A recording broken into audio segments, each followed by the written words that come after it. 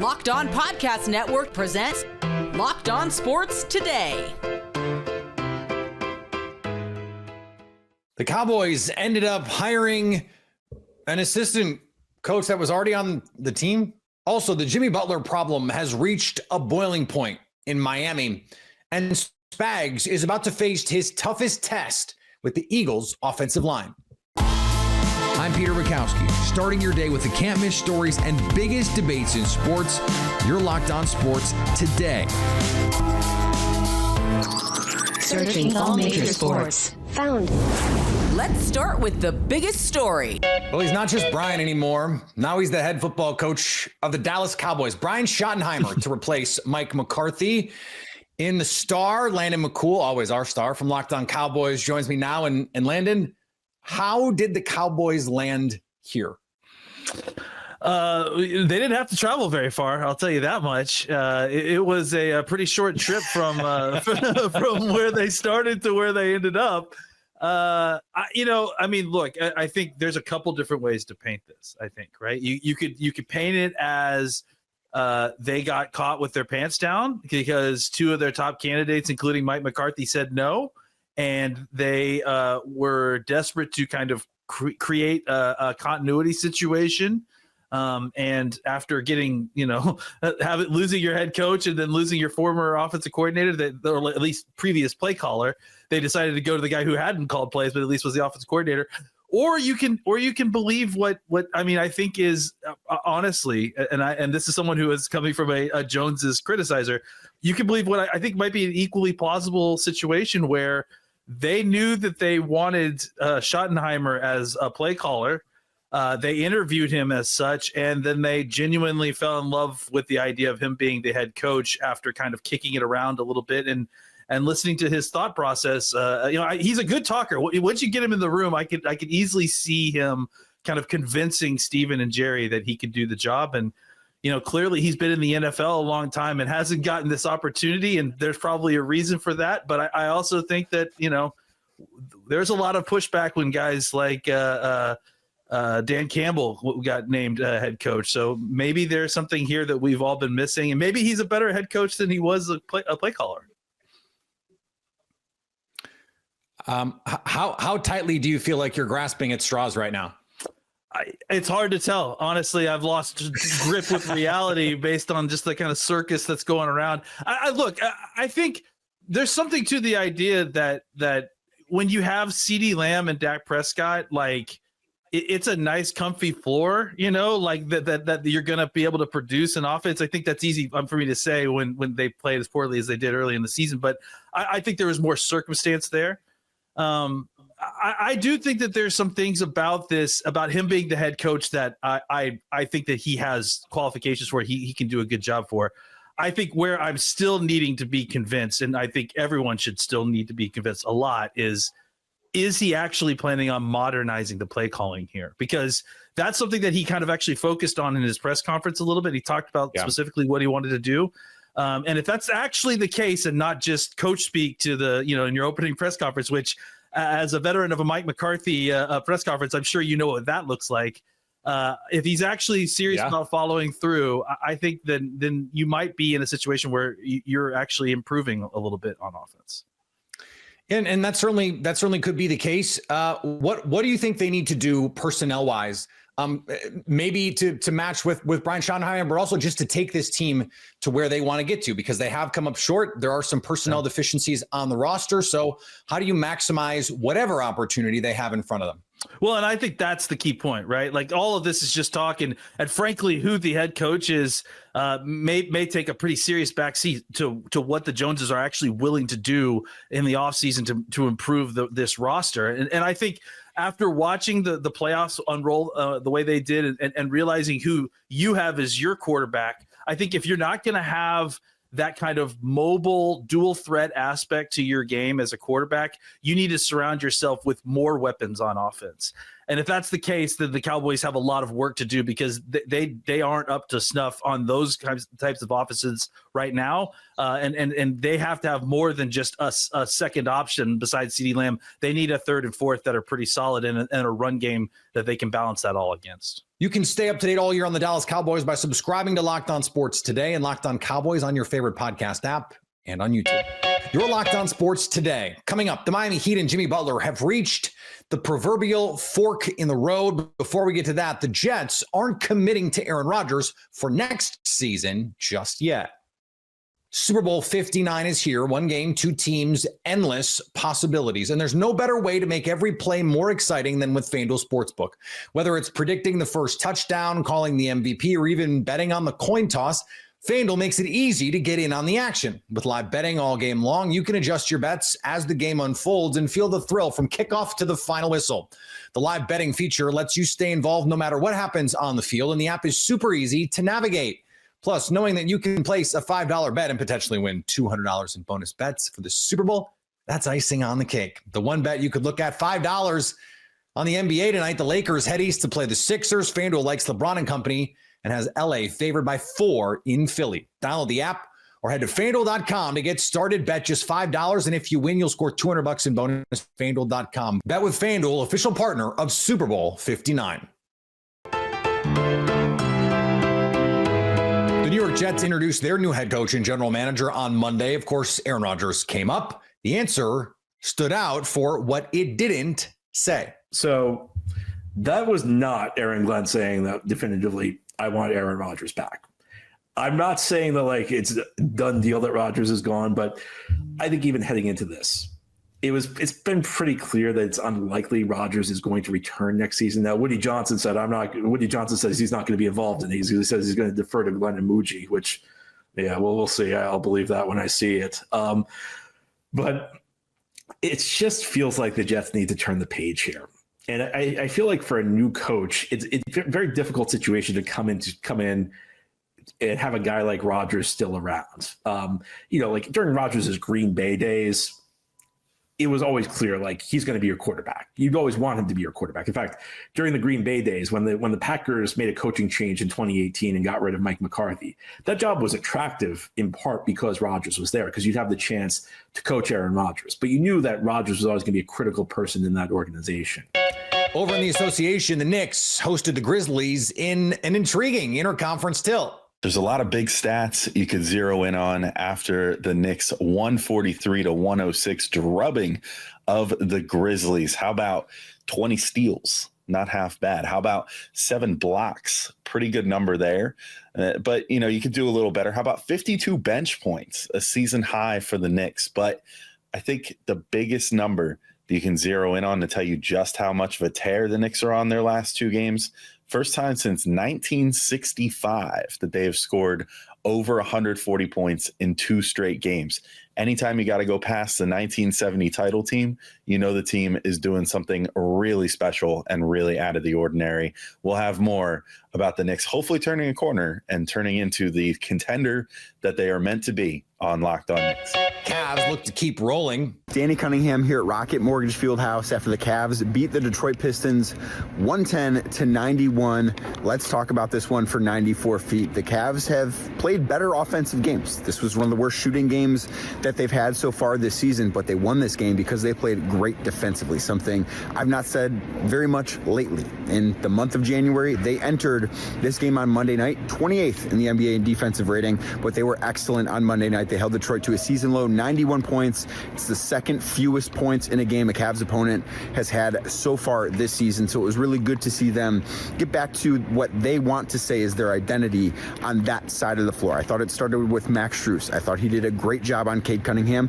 Cade, of course, is an all-star caliber player, somebody I think will be named to the all-star team later this week, but I don't think he was very efficient tonight, and I thought Max Strus had a lot to do with that. Now, it's all about how is this going to move forward? How is this going to carry over? The Cavs are in Miami on Wednesday. We'll see if they can defend at a high level again. If so, we could see this team start to break out of the slump they've been in the month of January. I will talk to you on Wednesday. And on the ice, the Kings needed to survive a trap game in Detroit against the Red Wings. And Scotty, what a win at LCA tonight. Detroit goes 3 for 3 on the homestand, 3-game winning streak. And once you group in the overtime loss to the Philadelphia Flyers, it's a 4-game point streak as well. First time all season the Red Wings are 3 games over 500. I'm going to ask you in a moment, what your first thought in this hockey game was. There's a lot of individual moments. This game was kind of all over the place as well. The Miami Heat suspended Jimmy Butler indefinitely amid trade demands, discussions, talks, whatever you want to call them, and then went out and promptly dispatched the Orlando Magic in double overtime, 125-119, without him. Wes Goldberg from Locked On Heat in Miami for the game joins me now. And Wes, we'll get to the game in a second.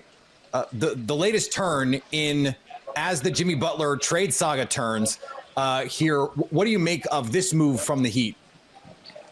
Well, I don't know it's all that surprising, right? This is a team that is looking for any reason to keep Jimmy Butler away from the team for good reason, right? You look at the way that he's performed while he's been on the court, it hasn't been good.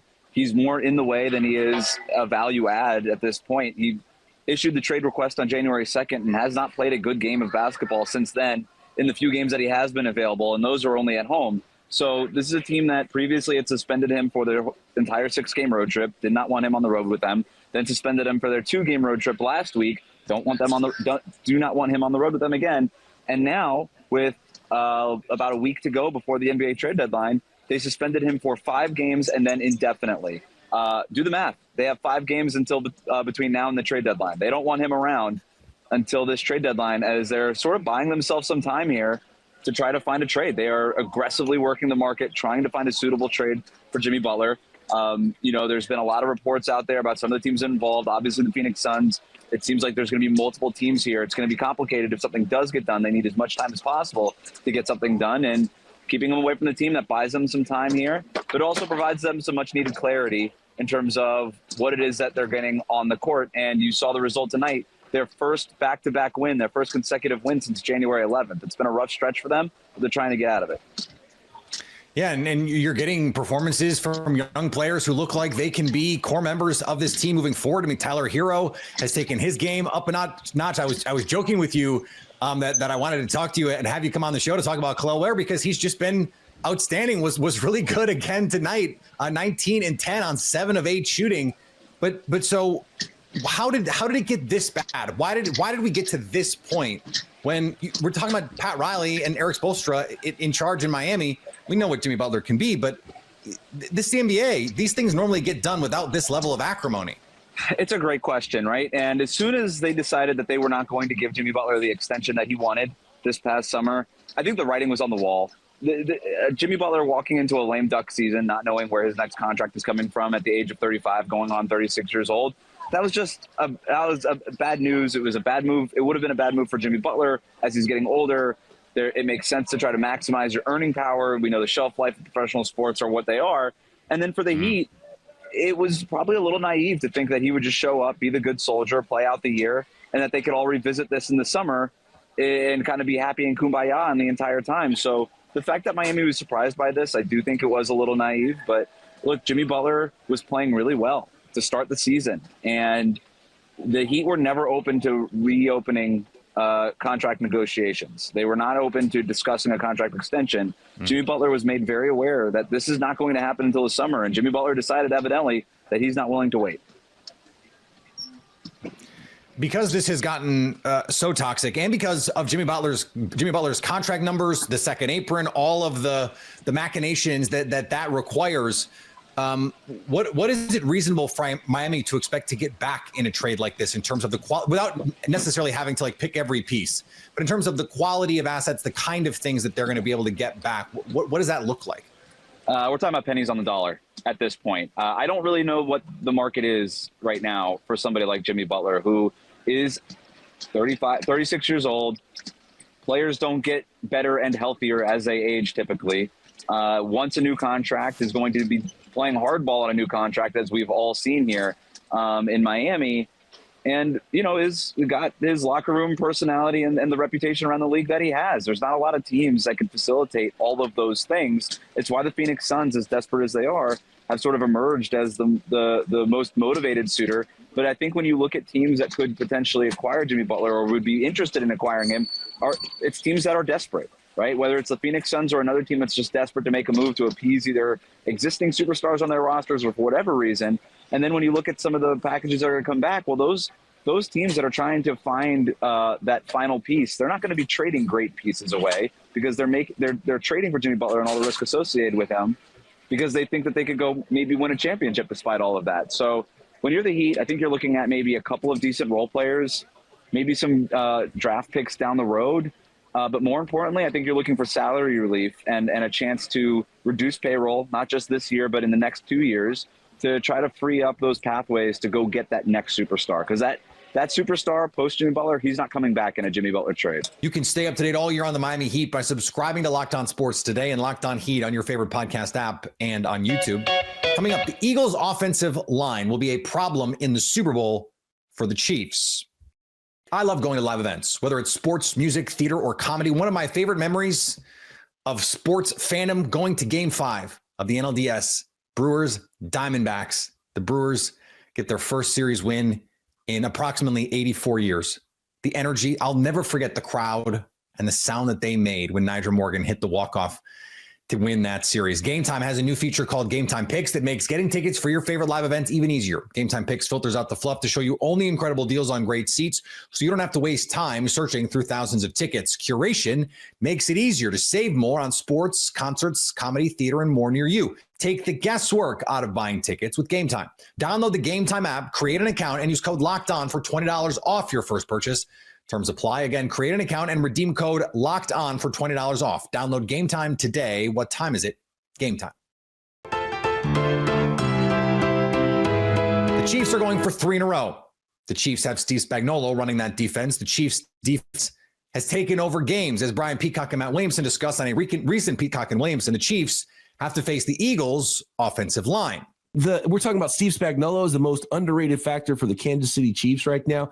That Philadelphia Eagles offensive line creating holes for Saquon Barkley. We saw it magnified in the NFC Championship game, Matt, and a stat to bring that home for our listeners and viewers. Hello to you on YouTube as well. Yeah. Saquon. So the Philadelphia Eagles this season, they had. I had to look up the exact numbers because I'm like, okay, look, I know that Saquon Barkley had to lead the league in yards before contact, but I wanted to see what the exact numbers were. So the Philadelphia Eagles offense led the league in rushing yards before contact. It probably shouldn't be a shocker. Right. 1,983 yards before contact. League average is 1,077. They almost doubled the league average in yards before a defender even touches Saquon Barkley this season.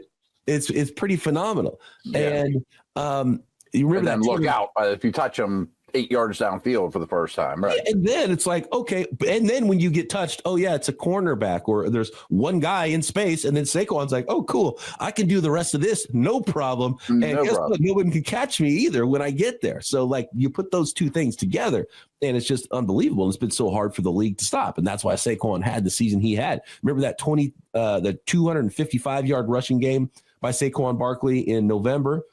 213 of those rushing yards that day were before contact. And it felt like that in this game. Obviously, he didn't need to go for 255 yards. But the way that the Eagles have dominated teams up front, that's why they are here right now. First thing I need to point out is there have been teams that have won 3 straight titles in the NFL. The Packers, in fact, did it twice. They won 5 and 7 years. They were in Super Bowls, but they were NFL titles. For whatever reason, in the NBA, they count titles from before the merger. In the NFL, they don't. And I don't understand why. That's my own thing. If you saw the Chiefs, though, against the Bills, that's a really good Bills offensive line. A really good Bills offensive line. And on that 4th down against Josh Allen, a materially better quarterback than Jalen Hurts, they fooled that group. Josh Allen, the offensive line, everybody. Joe Brady made that call expecting man coverage, didn't get man coverage. Not only didn't get man coverage, got an exotic zone blitz look that fooled the protection rules, got not 1 but 2 free runners, and Josh Allen still almost made the play. Now, I want you to remember the last time the Rams and the Eagles squared off 2 weeks ago. Jalen Hurts took 2 sacks that knocked the Eagles out of field goal range against the Rams, and took one of the most egregious safeties you will see a quarterback take. in a playoff game. His lack of pocket presence, I understand dealing with some injuries, has been an issue all season long. This is a problem for Jalen Hurts overall. And Chris Jones, George Karlaftis, and Steve Spagnuolo have created opportunities for the Chiefs. Yes, this is the best offensive line in the league. And in the run game especially, they can be dominant. They can have similar or better success than what the Bills had. But this front is not a slouch by any means. And we've seen Jared Verse was dominant against the Eagles. That pass rush got after Jalen Hurts. And if not for Saquon Barkley and some key defensive stops, the Eagles were in a world of trouble in that snow game. The Chiefs are better than that. The Chiefs are better defensively. They're better coached. They have better elite talent. I'm not worried about them at all. And finally, the cover athlete for Major League Baseball, the show 25 was announced by the cover athlete on Monday. Ellie De La Cruz will be the first cover athlete for the next installment of the officially licensed MLB video game. He will be the first Cincinnati player in any sport to cover a video game. Joe Burrow gets beat again. This time, not by Patrick Mahomes. If you're catching this episode after hearing your favorite Locked On show, make sure to subscribe to Locked On Sports Today on YouTube or wherever you get your podcasts so you never miss an episode. Also, if you're a new subscriber to Locked On Sports Today, we're here for you with the biggest stories in sports every day. Coming up on the next Locked On Sports Today, is there a market for Jimmy Butler, and what is it? So at least until tomorrow, stay locked on sports today. Locked On Podcast Network presents Locked On Sports Today. Go to our video on demand. Click on sports at the top of your screen. There, you'll find past episodes of Locked On Sports Today, plus other Locked On shows on demand.